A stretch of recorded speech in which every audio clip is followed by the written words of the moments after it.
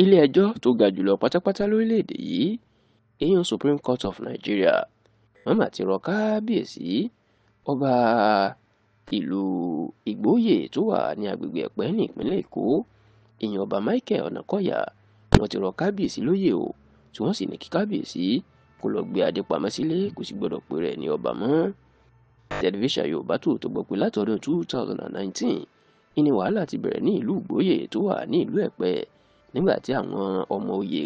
láti ìdílé Ẹwàdé ruling house tí wọ́n ń takò kábíyèsí ọba Michael Ọ̀nàkọ́yà pé kì í ṣe ọmọ ìdílé ọba náà, àti wípé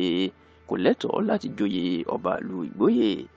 Ọ̀rọ̀ ni wọ́n máa ń fà tí wọ́n fi gbé kábíyèsí àti ìjọba ìpínlẹ̀ Èkó tó fi joyè lọ gbé lọ sí ilé ẹjọ́ gíga. Nígbà tí wọ́n gbé lọ sí ilé ẹjọ́ gíga, ọ̀rọ̀ tó padà dé ilé ẹjọ́ kòtẹ́milọ́rùn,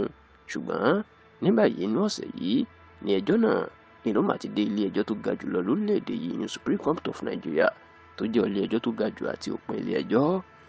Nígbà tí wọ́n ń dájọ́, àwọn onídàájọ́ tí wọ́n gbé ẹjọ́ kalẹ̀ yìí, onídàájọ́ Adamu Jauro,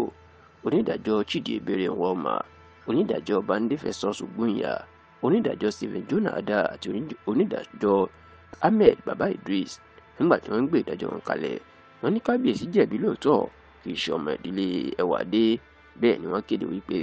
àwọn rọ kábíyèsí lóyè o, kí kábíyèsí gbadé sílẹ̀ láàfin, kò sì tó gbọdọ̀ pé ara ẹ̀ ní ọba ìlú Ìgbóyè ní ìlú Ẹ̀pẹ́ mọ́. Níṣe ni ariwo ìbànújẹ́ ló sọ ní ọ̀dẹ̀dẹ̀ ọba Michael Ọ̀nàkọ́yà,